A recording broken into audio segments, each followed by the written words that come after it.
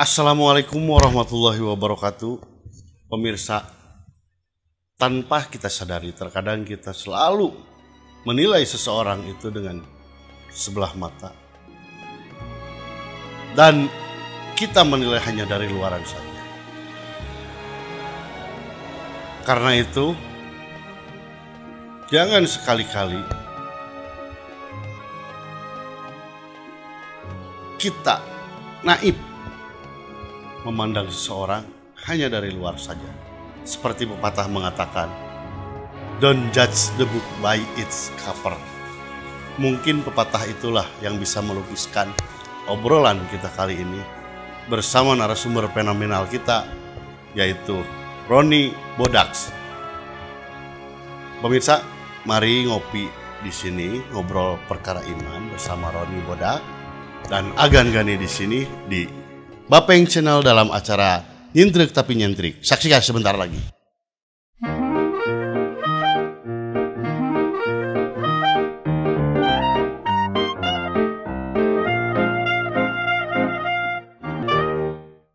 Kembali lagi bersama saya Agan Gani di sini di Bapeng Channel dalam acara Nyintrik Tapi Nyentrik. Alhamdulillahirrabbilalamin. Kali ini kita kedatangan Mas Roni Bodaks, yaitu dia adalah seorang, boleh dikatakan kalau bahasa kasarnya itu preman yang berhijrah dan tetap konsisten sampai sekarang. Kita pengen tanya-tanya sedikit, gimana sih proses hijrahnya Mas Roni itu pertamanya awalnya gimana? Waduh, ini kalau ngobrol ini diceritain 4 tahun baru kelar ya. 4 tahun 5 tahun baru kelar nih. Yang singkatnya kayak apa? Misalnya dari proses Mas Roni menjemput hidayah tuh ya. Ya, itu dia. Ya alhamdulillah. Sebab Allah Subhanahu wa taala ini masih beri kesempatan pada diri saya ini untuk mengenal agama, mengenal Islam. Belajar sampai sekarang ya, alhamdulillah. Dari awalnya itu emang dulu singkat cerita, mungkin sedikit cerita. Ya. Dalam kehidupan yang sangat buruk, Ya. Sangat buruk, mungkin dalam kegelapan kalau bisa dikatakan, dalam gelapnya kegelapan. Jadi udah dalam gelapnya kegelapan itu udah susah dibayangin. Iya. Ibarat orang ini mati lampu aja jalan di rumah nabrak udah nggak karuan kan itu. Singkat cerita, Allah Subhanahu wa taala berikan hidayah itu asbab permintaan daripada orang tua. Dari orang tua ini minta satu permintaan saja, Mas Roni, Ibu pengen ketemu, Ibu pengen jumpa. Tapi syaratnya ini Mas Roni buat ngaji lagi, buat sholat lagi. Jadi permintaannya bukan buat saat ini, maksudnya saat seperti sekarang gitu kan. Iya. Orang taunya ini udah sampai kemana-mana, ada silaturahmi dan sebagainya kan. Dari permintaan orang tua itu, saya berusaha mengiyakan gitu. Dalam keadaan lingkungan Tanpa sadar atau gimana? Keadaan sadar gitu, emang bangun tidur ya udah keadaan udah siang bolong, ibu tiba-tiba telepon, saya kaget, lama nggak pernah telepon tiba-tiba telepon. Ibu Ibu pengen pulang, pengen ketemu. Ibu kan di Jakarta, lama di Jakarta. Saya di Solo sama kakak, akhirnya sama kakak dan sama saudara-saudara yang lain. Ibu pengen pulang gitu, tapi ibu pengen lihat Mas Roni ngaji lagi, sholat lagi kayak dulu gitu. Jadi permintaannya bukan buat dakwah, bukan buat sampai seperti sekarang ini, bukan itu. Permintaannya pengen Mas Roni lihat sholat lagi, ngaji lagi kayak seperti dulu. Mas Roni, ngomong-ngomong, Mas Roni itu kelahiran tahun berapa kalau boleh tahu pemirsa? Alhamdulillah kelahiran tahun 1996. Solo. Bulan Maret tanggal 26. Hari Selasa. Hari Selasa, masih ingat betul? Masih ingat ya. Sekolah dari TK Al-Islam Gerobakan 5. Terus lanjut di SD Al-Islam 2. Surakarta. Al-Islam semua. Al-Islam. Lanjut SMP RSBI Al-Islam 1 Surakarta. Sekolah favorit kalau di Solo itu. Mantap juga. Terus sampai kelas 2, terus sekolah lagi. Kenapa sekolah lagi? Karena kecerdasan itu di atas rata-rata, jadi mencari sekolah lagi gitu. Karena saya senang, guru-guru di sana nggak sanggup. Udah nggak sanggup gitu, udah ngasih pelajaran bener terus, apa yang dikasih pelajaran jawabnya itu bener terus gitu ya. Subhanallah. Dari situ melanjutkan kemana? di SMP Darussalam Surakarta kelas 3, tapi nggak sampai lulus, alhamdulillah. Ya semua sesuatu hal itu buruk ataupun jelek kita harus banyak-banyak bersyukur. Minimal kita ucap alhamdulillah gitu. Meskipun sekolah nggak selesai juga kan gitu. Setelah nggak sekolah gitu, Mas Roni berpetualang dalam gelapnya gelap malam. Sumpah, maksudnya gimana? Nggak ada yang baik kalau di maksudnya ini udah nggak ada yang baik. Oh gitu. iya. Ya kalau dengan sekarang ini bahasa sekarang itu banyak yang disebut dengan apa jahil kan itu jahil kan kalau jahil itu kan nakal gitu kan, tapi ada bahasa apa di teman-teman ngaji itu biasanya sebutnya itu dulu jahiliyah. Sekarang udah belajar hijrah. Jadi sejahiliyah apakah sih Mas Roni? Jadi saya nggak bisa ngebayangin dulu itu. Iya, kalau jahiliyah mah sejahiliyah apa gitu ya. Kalau dibilang dulu itu cuma nakal aja sih. Nakal aja. Iya, nakal aja. Kenakalan remaja biasa. Ada orang bilang nakal sama jahat gitu. Ya kan, ada beda makna. Kalau nakal kita buat diri kita sendiri ini kita nakal, tapi kalau kita buat ke orang lain ini jahat. Karena merugikan. Iya. Jadi kalau zaman sekarang anak-anak muda ini dengan kenakalan remaja nakal disebut wah ini si Fulan ini nakal banget. Nakalnya bagaimana dulu kan gitu. Buat sendiri ya. Iya, buat sendiri ataukah itu sampai merugikan orang lain kan gitu. Nah, sekarang saya ingin tanya tuh, pertama kali Mas Roni ditato itu seperti apa sih? Kalau pertama kali ditato malah dari kelas 1 SMP. Kelas 1 SMP? Ya. Jadi ketika sekolah, ya. Bukan sembunyi-sembunyi, kalau natonya itu terang-terangan natonya. Natonya terang-terangan. Tapi setelah berjalannya waktu di sekolahan ya karena tatonya di kaki, terus masih ngumpet-ngumpet lah. Dalam arti ngumpet-ngumpet itu posisinya kan memang nggak kelihatan pakai celana panjang terus setiap hari di rumah ataupun di sekolahan pakai celana panjang. Dan itu pun menjadikan semangat diri saya untuk apa itu namanya? Wudu itu paling awal. Sholat itu paling awal.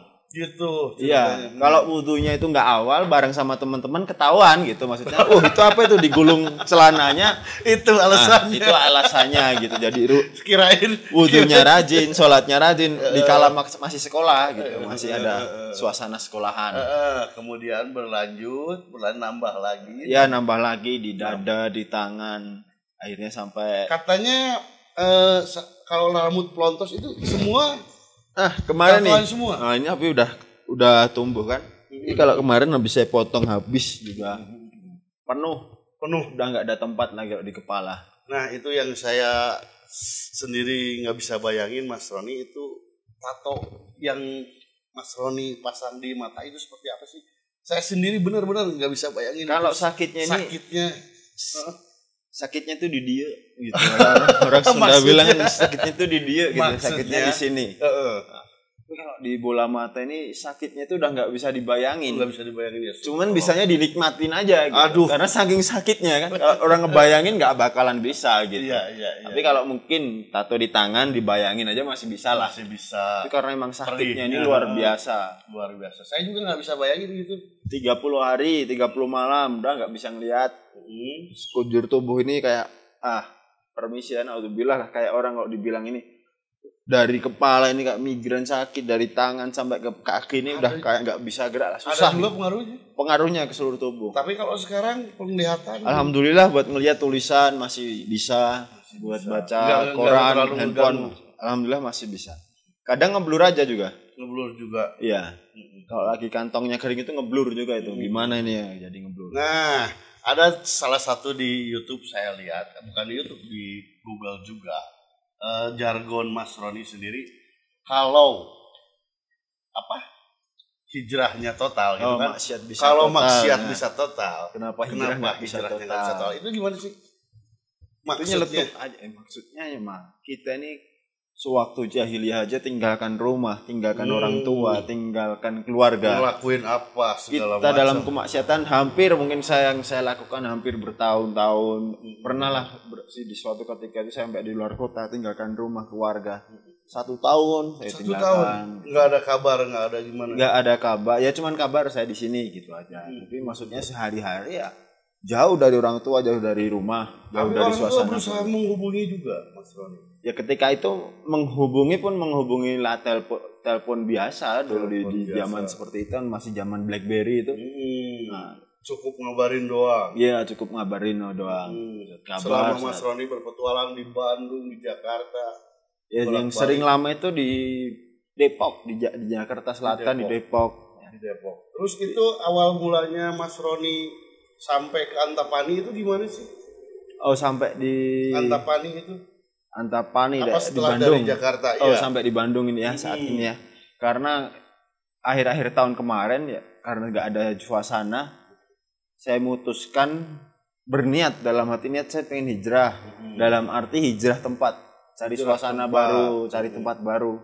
Akhirnya saya jalan dari Solo menuju ke Jakarta, daerah deket Ragunan sih, masih sekalian itu masih daerah Jakarta Selatan lah, Depok maksudnya. Sampai daerah situ saya tinggal di rumah kakak ada 10 hari. Saking lebih panas daripada kota Solo, ya kurang nyaman aja. Kurang nyaman. Maksudnya kesibukan sehari-hari ada, masjid dekat, ke masjid juga oke. Tapi sempat kegoda sama hal-hal kejahilian kayak dulu nggak dalam perjalanan Mas Roni berhijrah itu? Kalau dari awal pastinya orang berjalan atau orang pun lari pasti ada jatuhnya juga. Ya, sambil juga ya. Ya, maksudnya kita tetap berusaha gitu. Tetap berusaha menahan diri meskipun kita habis jatuh ya kita harus bertahan lagi. Gimana caranya kita harus kembali ke jalan lagi. Bukan buat orang-orang di sekitar tapi niat dari hati sendiri. Niat dari hati sendiri gitu kan. Emang ini gimana nih caranya nih biar istiqomah. Kalau hijrahnya ini gampang gitu. Tapi orang nih dapat istiqomah ini suatu hal yang harus kita prioritaskan gitu. Kita dapat bertahan di titik yang baik, maksudnya lingkungan baik, suasana baik. Yang dibilang baik itu ada dalam suasana amal agama, kita perjuangkan. Meskipun di situ godaan lebih besar lagi daripada ketika masih di jalan. Gitu. Dan perjalanan saya di Jakarta itu ada 10 hari. Tiba-tiba saya buka-buka handphone, masih nyimpan nomornya saudara yang ada di Bandung, saya telepon. Ada om di daerah Pangalengan, saya telepon, om, ini Roni posisi di Jakarta. Ngabarin. Saya pengen mainlah ke Bandung cari tempat yang dingin. Di sini panas banget, saya nggak betah di Jakarta. Gitu. Bukan ya panas kondisi situasinya. Enggak, maksudnya emang suasananya itu panasnya panas haredang gitu kan. Ya, haredang kan. Panas cuacanya emang panas gitu. Sehari bisa ganti kaos 3 kali. Kita main di sehari 2 kali aja kadang nggak cukup gitu kan. Sampai akhirnya udah nggak betah saking panasnya di Jakarta. Saya hubungin om yang ada di Bandung. Om Roni sekarang ada di Jakarta, pengen main ke Bandung, boleh nggak gitu? Oh boleh, sok silahkan datang ke sini. Tapi kalau cuma 2 hari ataupun 3 hari aja, jangan ke sini, pulang aja sekalian. Gitu kan? Bilang gitu? Om, ya. Ya udah kelihatannya nggak lama lah di Bandung, saya bilang sama om. Akhirnya om, ya udah ke sini aja. Datang di Pangalengan 1 minggu ataupun 10 hari lah baru saya ke kota silaturahmi ke tempat teman-teman. Sampai sekarang nggak Antapani masih? Iya alhamdulillah masih sampai sekarang silaturahmi sama teman-teman lah, cari suasana lah. Nah ini ada satu nih yang menarik, kata netizen itu Mas Roni banyak yang bilang bahwa dengan sholatnya Mas Roni bertato itu tidak sah. Menurut Mas Roni itu gimana sih? Gimana menampik anggapan seperti itu? Kalau sah dan tidaknya ini saja kita sendiri ya permisi ya, maksudnya kita sendiri nih banyak dari kalangan masyarakat ataupun berlapis-lapis ya. Kita kadang sholat ini ketika berjamaah insya Allah diterima. Tapi dengan sholat kita sendiri ini kita nggak tahu diterima atau tidaknya. Iya kadang-kadang kan orang berpikirnya memandang sebelah mata, buat apa sholat juga. Jadi kalau pernah misalkan kayak gitu. Kemarin di suatu ketika berapa tahun yang lalu saya silaturahmi di daerah Solo, ada satu kampung itu kampung Arab, tempatnya orang Arab semua, orang habaib semua. Saya silaturahmi di salah satu habaib yang ada di Solo. Silaturahmi sama teman-teman. Beliau itu tanya, habib tersebut tanya kepada teman-teman yang tatoan, yang terutama yang kelihatan kan saya yang mencolok banget tatonya kan. Beliau tanya, Mas Roni, saya ini banyak pertanyaan. Bib, gimana ini kalau ada orang tatoan ini sholat wudunya ini sah apa enggak? Yang ditanyakan wudunya ini sah enggak? Nah, poin yang terutama ketika kalau orang apa namanya dibilang wudunya sah atau enggak ini kan tergantung dari pribadi kita masing-masing. Iya.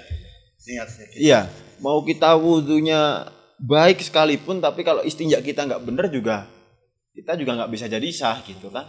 Karena kan dinilai dari segi kesucian yang pakaian yang kita pakai ataupun bagaimana istinja kita ini dengan betul atau tidak kan gitu. Kita sesuai contoh apa yang dicontohkan oleh baginda Rasulullah SAW kita ikuti atau tidak itu. Ya, jadi kita juga nggak mau menjudge seseorang bahwa pahalanya itu nggak diterima atau enggaknya, memang udah urusan Iya, kita sama Allah lah gitu kan. Kita nggak tahu kan gitu. Ya, pengalaman saya sendiri aja Mas Ronin kayak gini nih, kalau sholat tuh kadang-kadang nggak tepat waktu gitu.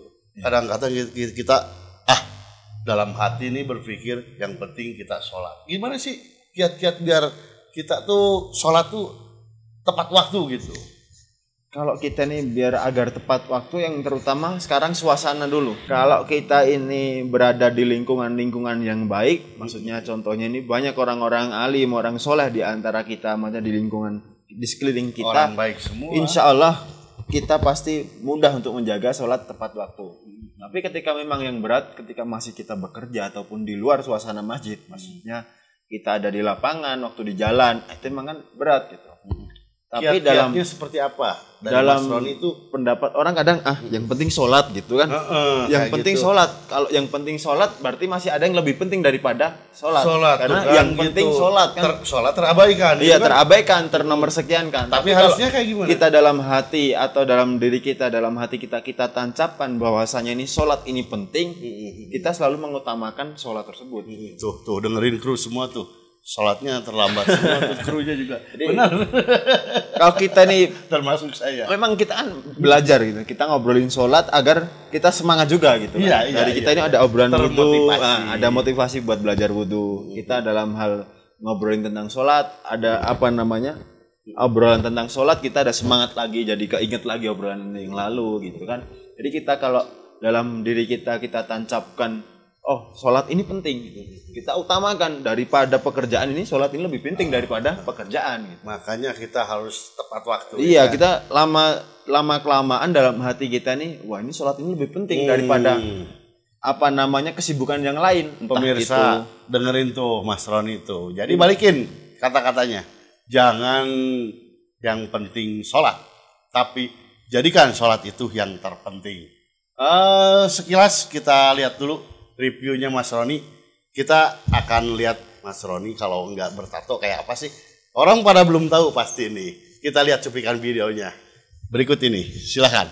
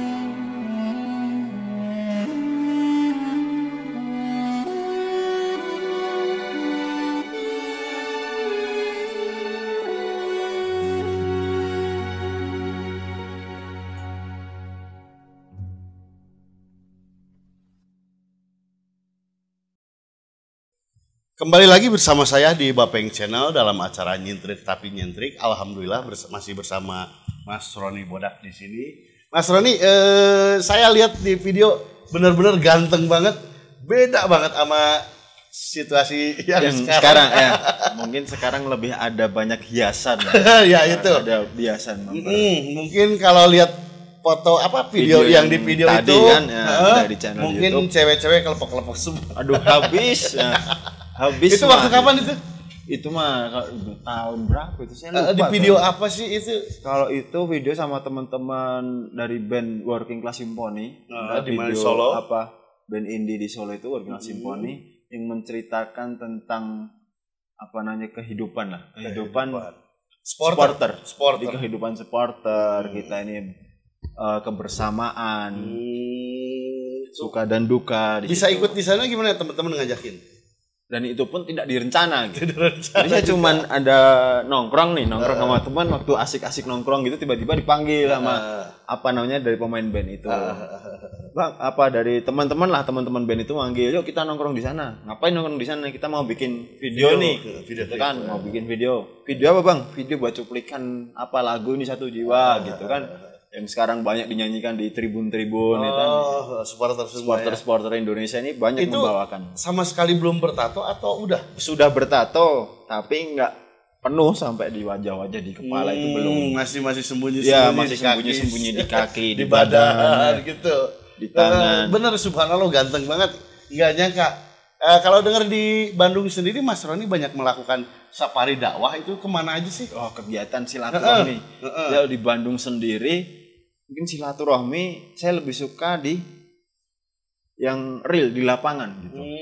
Jadi kalau sekarang dakwah on the road dakwah on the road, tapi memang memang jarang ada media ketika saya itu turun ke jalan ataupun saya turun di komunitas ataupun di kalangan organisasi atau di tongkrongan anak muda yang ada di Bandung ini. Memang sengaja tidak sengaja ya refleks aja gitu. Sama teman jalan kemana itu ada teman-teman banyak juga gitu.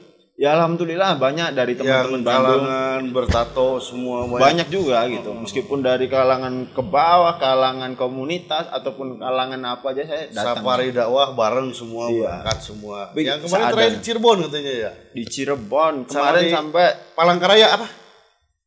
Kalau di Sumatera, di Pulau Sumateranya kemarin? Oh, di Lampung. Di Lampung, di Palembang. Itu juga. Berangkat dari Bandung juga. Berangkat dari Bandung, dia silaturahmi ke sana. Memang tidak dadaan aja. Wah, ada rezeki nih sama temen diajakin. Ya udah kita kemana silaturahmi ke sana lah. Harapan Mas Roni sendiri ke depan seperti apa sih? Kalau harapan ya menjadi pribadi yang lebih baik daripada hari ini. Subhanallah, alhamdulillah ya kayak gitu ya.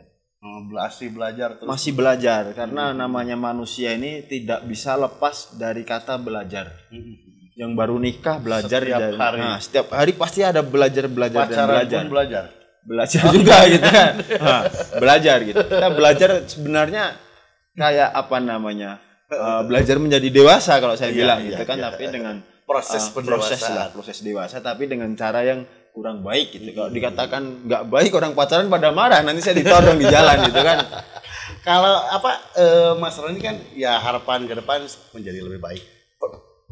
Pembelajaran pendalaman agamanya masih sampai saat ini berusaha meluangkan waktu. Ketika kita datang ke para ulama, majelis, salah satunya kita silaturahmi ke ulama-ulama, ke kiai ataupun ke ustadz ataupun ke habaib dan lain sebagainya, ataupun ke tokoh masyarakat, sekedar pendalaman ilmu. Kita datang silaturahmi, kita perkenalkan diri kita, maksudnya kita silaturahmi, maksudnya di sini ya kita menyambung tali persaudaraan gitu. Jadi tidak hanya kepada bisa jadi kita silaturahmi ke teman-teman yang ada di jalan, kita silaturahmi, kita belajar kita melihat dari kehidupan orang lain ini agar untuk mengintrospeksi diri kita sendiri gitu, belajar bersyukur. Tapi kalau kita datang ke ulama ataupun ke tokoh masyarakat, kita silaturahmi untuk meminta nasihat. Kita tanyakan tentang ilmu ataupun yang kita banyak banget ilmu yang belum saya pahami. Jadi kita datang ke ulama agar asbab Allah beri kepahaman di situ. Jadi kita harus bertanya. Jadi hidayah itu dijemput ya kalau. Ya hidayah ini harus dijemput. Bukan ditunggu ya. Kalau ditunggu kita ketinggalan kereta. Bukan nanti, angkot. Kalau nggak ketinggalan kereta, ketinggalan angkot. Ya benar. Memang harus kita usahakan. Ya. Kayak tadi kita kembali ke obrolan tentang sholat. Kalau kita jauh daripada suasana berjamaah memang sulit sekali. Emang. Apalagi di cuaca kayak gini. Nah, cuaca di Pangalengan dingin seperti ini pun kita lihat Subuh air tuh. aja ini udah kayak lawan kita nih. Hei, jangan sampai nih. Ya, Dingin gitu. banget. Tapi sebenarnya kan kita berusaha apalagi di Pangalengan ini kita Lawan. banyak belajar daripada air. Air yang tenang saja ini, tenang, bersih, itu dapat mengajarkan kita dalam hal bersuci gitu. Iya. Kayak wudhu saja ini setelah Perlu kita perjuangan batal, juga. ya kita habis sholat maghrib menjelang sholat isya udah batal mau ambil air lagi, kadang kita males gitu. Males dinginnya. Berarti kan air itu mengajarkan kita untuk menjaga wudhu kita, jangan sampai batal kalau bisa gitu. Kalau batal ya kita berusaha buat ambil air wudhu lagi. Dan dari air pun dapat memberi pelajaran dalam kehidupan kita. Nah, sekarang pesan dan kesan dari Mas Roni buat pemirsa di sini, buat kawan-kawan Mas Roni yang ya teman-teman dulu lah Mas Roni, kayak apa tuh Ya, kesan dan pesan dari Mas Roni sendiri? Teman-teman yang ketika masa kecil sampai pun perjalanan saya sampai sekarang, ya alhamdulillah selalulah kita menyambung tali silaturahmi. Jangan sampai kita putuskan silaturahmi asbab kita ini belajar agama. Dari agama sendiri pun mengajarkan untuk bersilaturahmi. Yang terpenting jangan pernah merasa diri kita ini lebih baik daripada orang lain.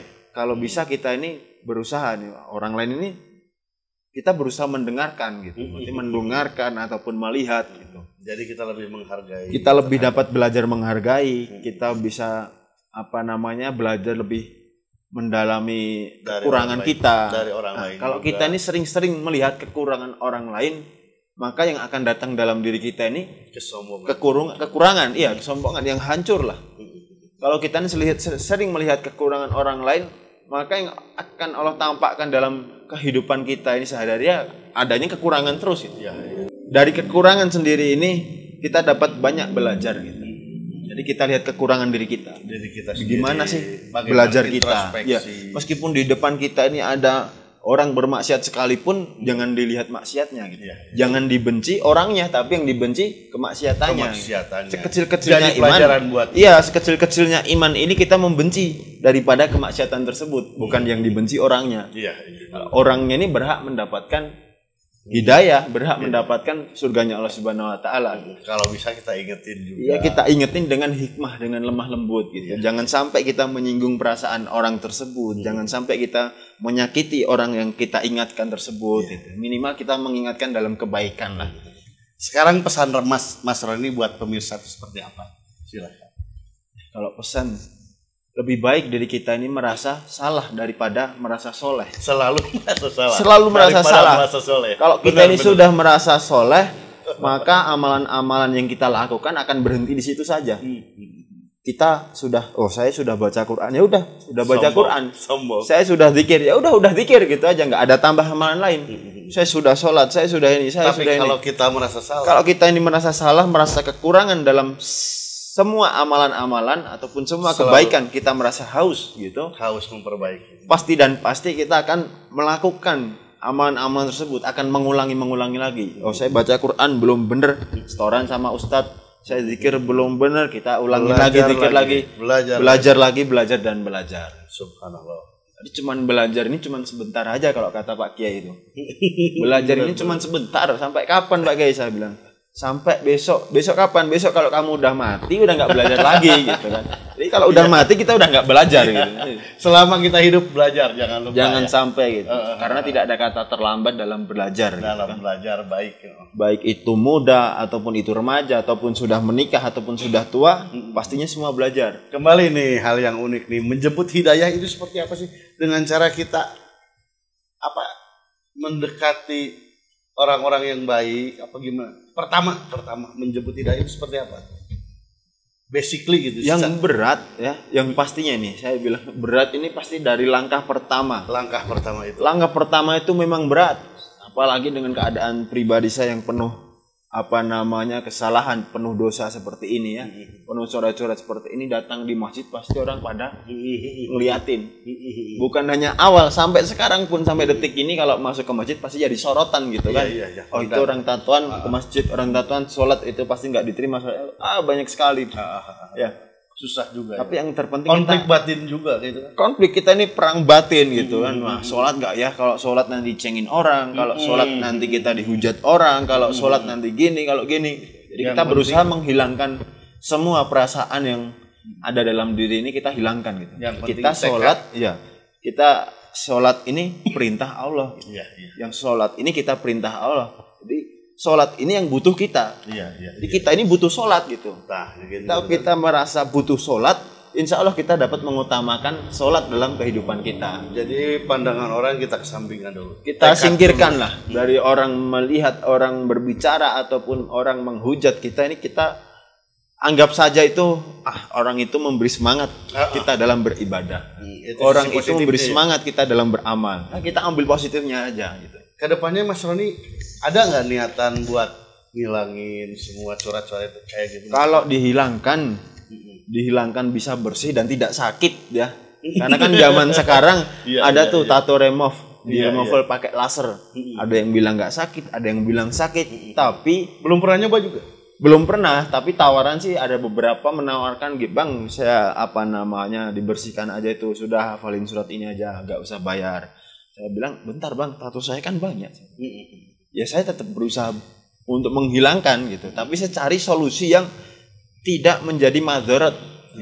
Kalau kita udah tahu sakit, kita masih ngeyel kan berarti kita menjadi madarat. Gitu. Menyiksa diri sendiri kan hukumnya dosa gitu kan. Hukumnya nggak boleh. Mungkin perlahan juga. Berjalannya waktu ya. Ya nanti semoga Allah berikan asbab untuk menghilangkan tato yang tidak merasakan sakit dan tidak berbekas gitu. Amin.